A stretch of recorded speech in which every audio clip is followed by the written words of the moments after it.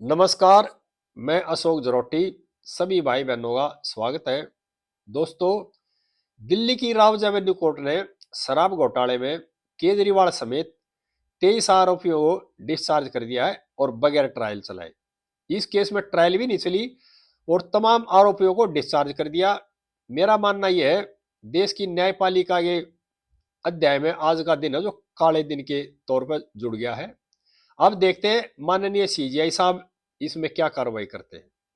सभी भाइयों से प्रार्थना है इस वीडियो को आखिर तक देखें और ज्यादा से ज्यादा भाइयों को शेयर करें। और जिस भाई ने मेरा चैनल सब्सक्राइब नहीं कर रखा, कृपया भाई मेरे चैनल को सब्सक्राइब भी कर ले। दिल्ली शराब घोटाला आम आदमी सरकार के टाइम में हुआ था और ये मामला देश और दुनिया में सुर्खियों में रहा था। इस मामले में 23 आरोपी गिरफ्तार हुए और ये मामला कई बार हाई कोर्ट गया बहस के लिए, कई बार सुप्रीम कोर्ट गया। कई आरोपियों की जमानत पर बहस हुई हाई कोर्ट में, सुप्रीम कोर्ट में, और केजरीवाल की गिरफ्तारी पर ही बहस हुई। और इस मामले में अरविंद केजरीवाल करीब 150 दिन जेल में रहे और मनीष सिसोदिया रहे करीब 500 दिन के, और भी कई आरोपी जेल में रहे।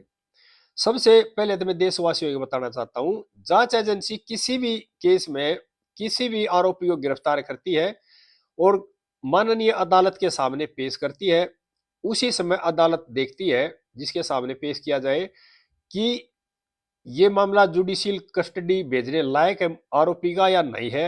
ये उसी टाइम देखना चाहिए।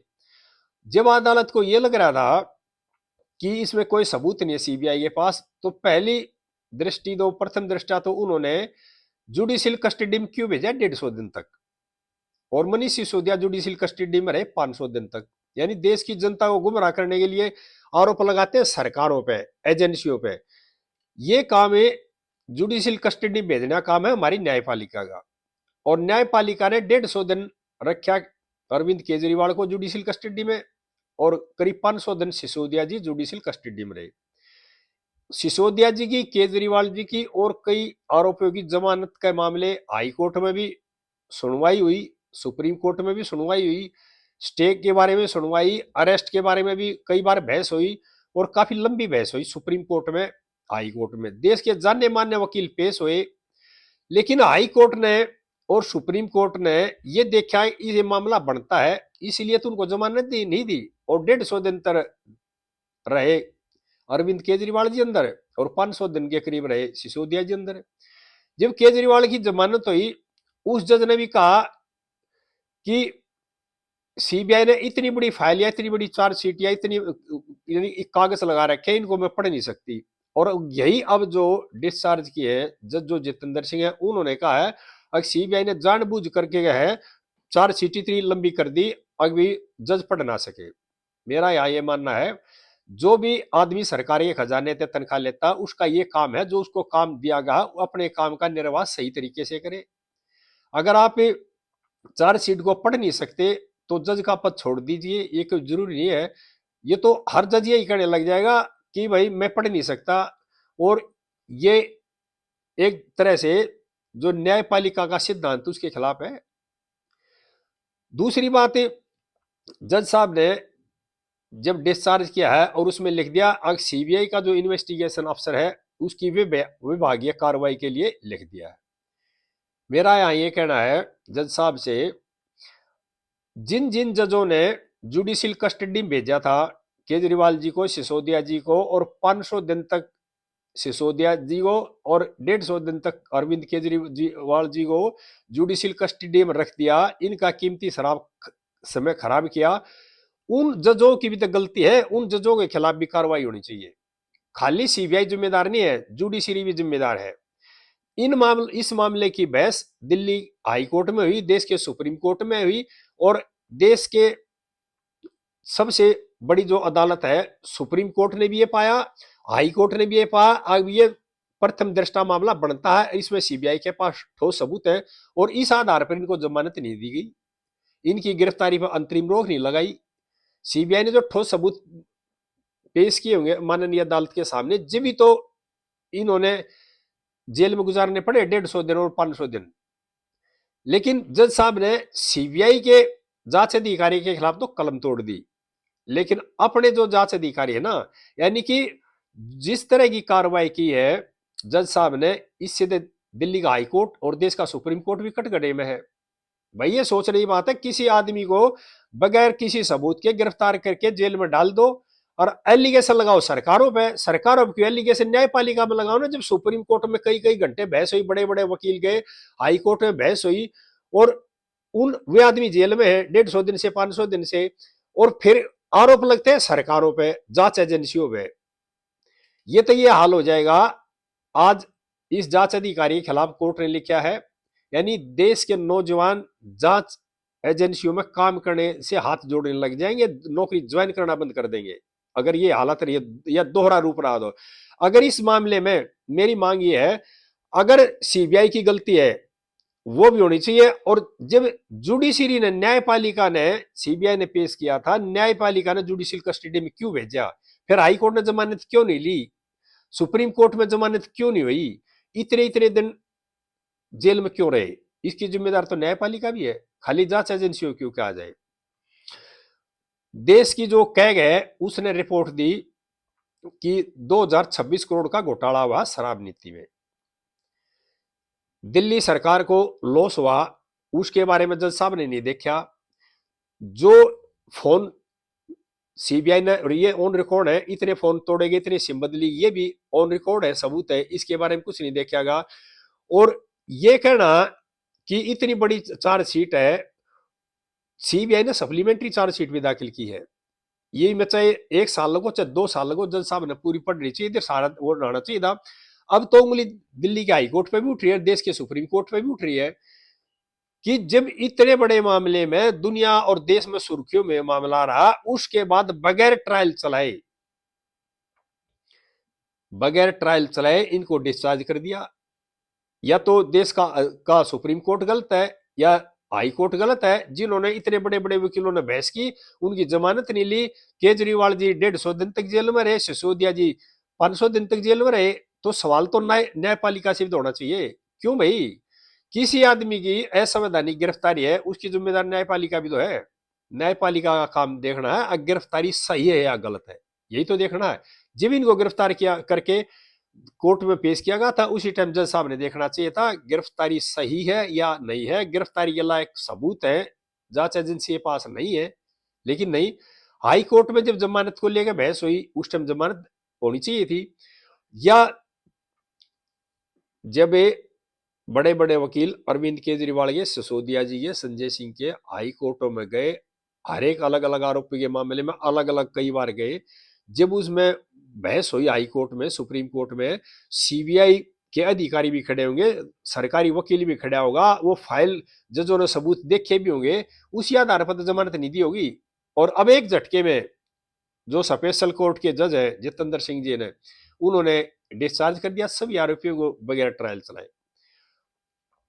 हाँ, हो सकता है ट्रायल के बाद बरी हो सकते हैं आदमी, लेकिन जब कोर्ट में ट्रायल नहीं चली और एकदम सभी को डिस्चार्ज कर दिया गया, ये सोचने की बात है। और देश का इतना बड़ा मामला, देश के सुर्खियों में रहा मामला, और प्रेजेंट जो पद पर बैठे हुए थे मुख्यमंत्री, उसका मामला, उनको 150 दिन जेल में रखा। न्यायपालिका में एक बार नहीं कई बार गुहार लगाई गई, सिसोदिया जी के मामले में कई बार गुहार लगाई गई, हाई कोर्ट सुप्रीम कोर्ट तक। जब तो न्यायपालिका ने मानना भी पुख्ता सबूत है, लेकिन अब जो ट्रायल कोर्ट है ना, इन्होंने बगैर ट्रायल चलाए डिस्चार्ज कर दिया, अभी पुख्ता सबूत नहीं है। ये प्रश्न चिन्ह खड़ा करता है देश की न्यायपालिका को। अब देखना ही है देश के माननीय सीजीआई सूर्यकांत जी इस मामले में, इस केस में क्या संज्ञान लेते हैं। 2-3 दिन पहले खबर छपी थी, न्यायपालिका के भ्रष्टाचार के मामले को, एक चैप्टर था 8वीं क्लास में, सीजीआई साहब ने स्वयं संज्ञान लिया, बहुत अच्छी बात है। और एनसीईआरटी ने यह चैप्टर गलत छापा, ऐसा नहीं होना चाहिए था। लेकिन इस मामले से भी तो न्यायपालिका की साख गिरेगी, इस मामले में भी सीजीआई साहब ने संज्ञान लेना चाहिए और इस केस में ट्रायल चलनी चाहिए। अगर ये सारे झूठे सबूत होते, इसमें कई बार हाई कोर्ट में सुप्रीम कोर्ट तक मामला गया, तो उसी स्टेज पर रिलीफ क्यों नहीं दी गई।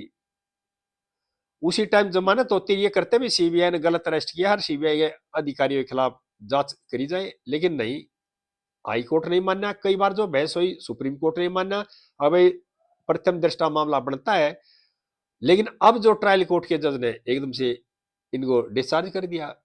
यानी कि इससे भी न्यायपालिका की साख को अच्छी थोड़ी है। देश के लोग इतने बावले नहीं है, वो समझते हैं देश की न्यायपालिका में किस तरह क्या काम हो रहा है। अब फिर ये सिद्ध कर दिया, अगर देश में जो न्याय है ना गरीबों को नहीं मिलता। देश में न्यायपालिका बनी है बड़े लोगों के लिए, अमीरों के लिए। देश के टैक्स पेयर का पैसा बर्बाद हुआ दिल्ली सरकार की नीति के कारण। इस चीज को नहीं देखेगा। अभी जो कैग जो है वो संस्था है, उसका जो दर्जा होता है देश के सुप्रीम कोर्ट के बराबर होता है, उसने अपनी रिपोर्ट दी। इस नीति से 2026 करोड़ का दिल्ली सरकार को घाटा हुआ है, उसको दरगुजर कर दिया गया।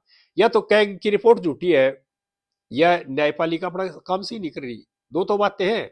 और फिर घूम फिर कर वही बात आ जाती है कि देश की जो न्यायपालिका है ना, वह बड़े लोगों के लिए अलग दृष्टिकोण है और छोटे लोगों के लिए अलग दृष्टिकोण है। अगर इस मामले में कोई कलरक या कोई हेड कलरक यानी निचले दर्जा कोई कर्मचारी या अधिकारी फंसा होता तो जेल जाता, उसकी ट्रायल भी चलती और उसकी सजा भी होती। लेकिन क्या है, मामला बड़े लोगों का था, इसलिए पहली स्टेज पे ही इस पर एक तरह से ताला लगा दिया। अभी ट्रायल भी मत चलने दो, देश की जनता को गुमराह करके रखा।